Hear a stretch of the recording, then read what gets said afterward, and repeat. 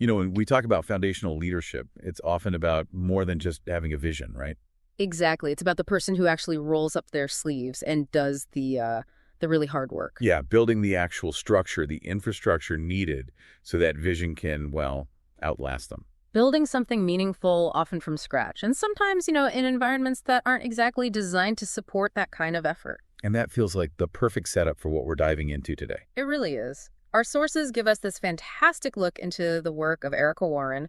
She's got impressive credentials, BA 92, MBA 19 from the University of Oregon. And she was the founding and charter president of the University of Oregon Black Alumni Network, UOBAn, as it's known. An incredible decade of service. And the sources we're looking at detail her legacy, especially her tenure as president. So our mission here for this deep dive is to kind of peel back the layers. We want to understand the how behind her success. We've got this tribute material. It details specific measurable stuff UOBAN achieved from 2016 onwards. Right. Concrete results. Exactly. So we're going to unpack how her vision, that connection to the community, and frankly, some real tenacity, how all that turned UOBAN from like an idea into this model that other groups now actually look up to. And it's really key, the sources mention this, that her vision for connecting Black alumni started before 2016. Oh, okay. So it wasn't just flicking a switch in 2016. Not at all. She was laying the groundwork, putting in the time long before the formal launch, which tells you a lot about durable leadership, doesn't it? Yeah. That sustained commitment often comes way before the public results. That makes sense. So let's start there with that initial phase. Section 1, laying the foundation. Community, connection, and capital. Once UOBAN formally launched, what was the immediate focus? Well, what's interesting is how the sources describe it. It seems like the foundation was deliberately two-sided. Meaning it wasn't just about money or numbers. It was deeply human, deeply emotional right from the start.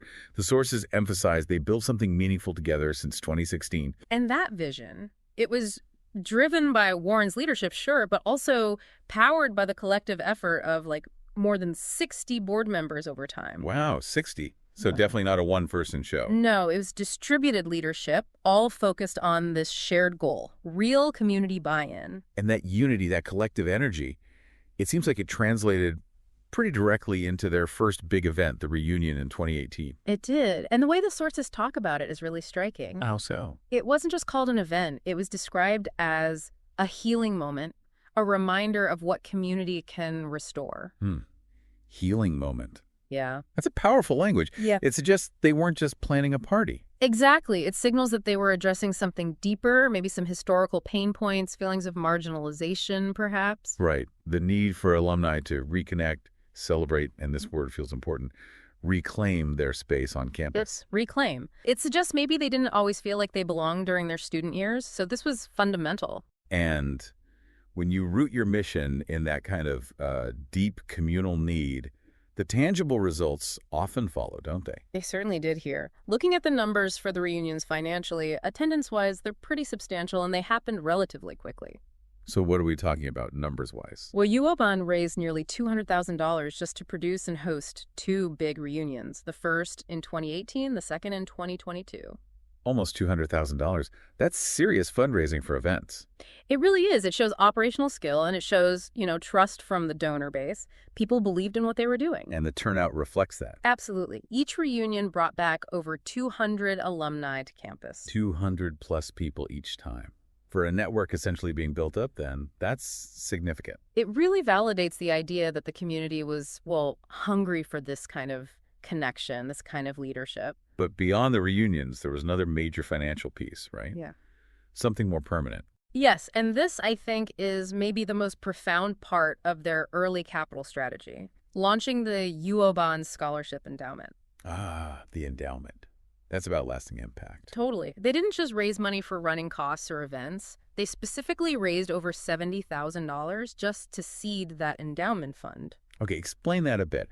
Why is prioritizing an endowment, getting that initial seed money, such a strategically smart move? Because an endowment is built for the long haul. It's designed, as the source says, to support generations of Black students. It shifts the focus from just dealing with immediate needs to creating a permanent institutional presence. So it becomes self-sustaining over time. Exactly. It means their financial support becomes a lasting part of the university structure, less dependent on, say, future leadership or economic ups and downs. It's basically a statement. We're here to stay, and we're investing in the future. That's incredibly strategic, moving immediately past just organizing gatherings to building core, lasting financial infrastructure. That's a lesson right there. It really is. And building that strong financial and community base turned out to be crucial because the next phase, Section 2, threw a massive curveball at them. Right. Navigating major disruption while also pushing for deep institutional impact. Let's talk about 2020. Yeah, 2020, a huge test for every organization, UOBAn included. The pandemic basically shut down everything they might have planned in person. But the sources say the work didn't stop.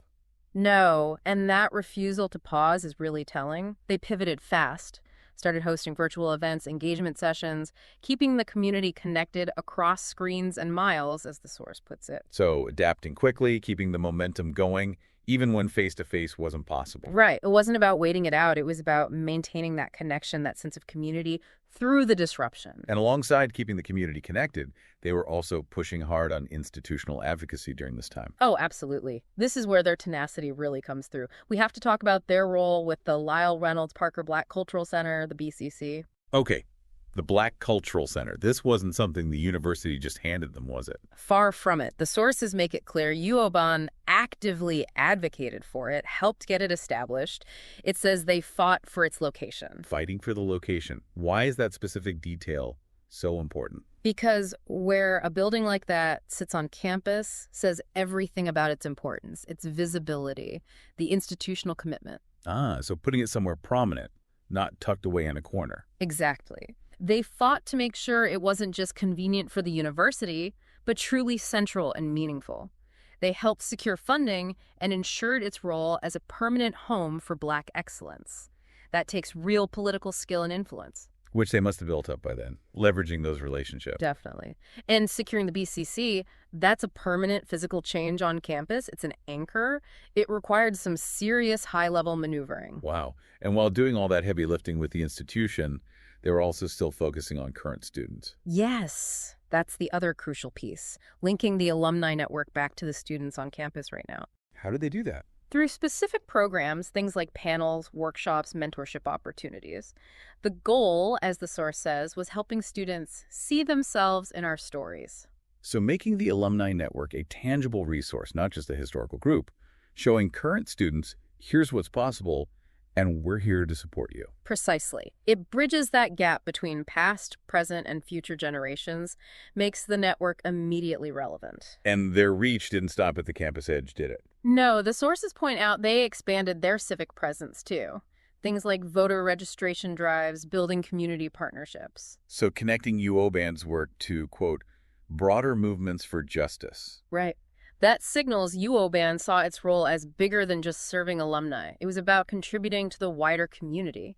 And that kind of broader engagement likely helps solidify those strategic relationships they built. Which relationships are those? The source mentions relationships at every level of the university, from advancement to the president's office.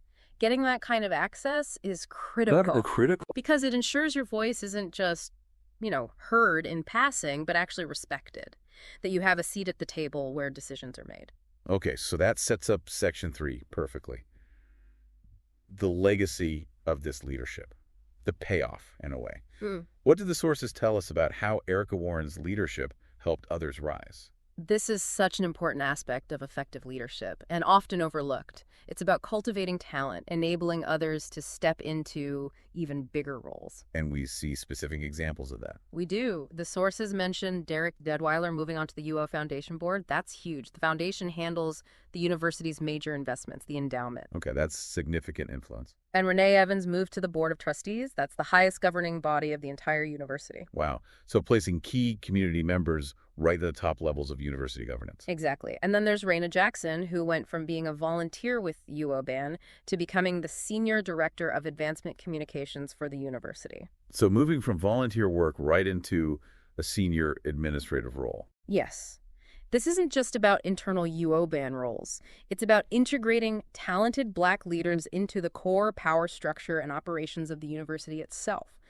That's a strategic victory far beyond any single event. And when you read the testimonials in the source material, what's the feeling you get about Warren's leadership style? The appreciation is really clear.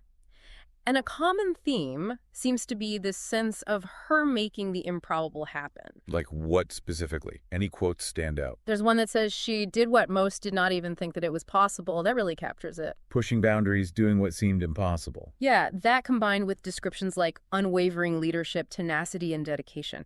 It paints a picture of someone who led fearlessly, who constantly advocated for inclusion, equity, justice, making a huge and real lasting impact. And the impact wasn't just on individuals or the university's structure, but on the organization itself, UOBAN. Absolutely. UOBAN didn't just succeed for itself, it became a model for others. A benchmark. That's the word the source uses. It explicitly states that many of our other alumni groups look to the Black Alumni Network for an example of what they would like to achieve and how to do so.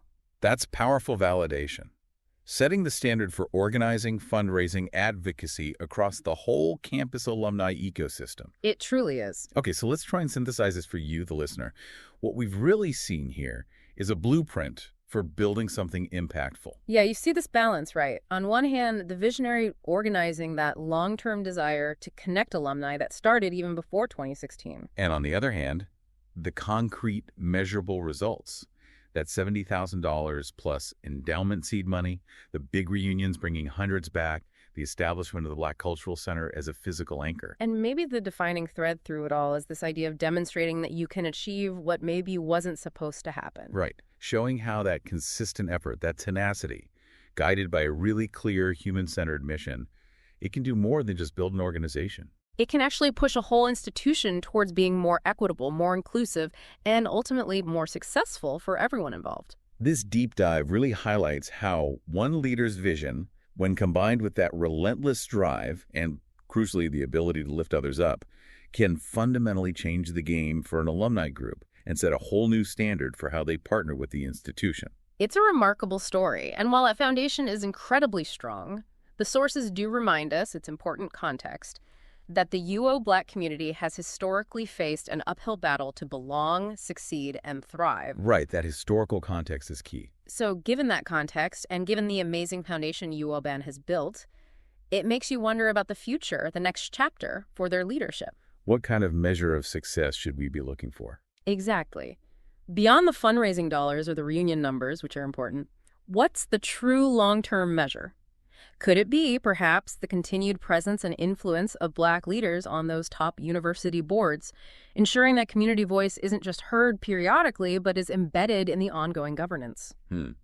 That's definitely something to think about as UOBAN moves forward. A really interesting thought to leave you with.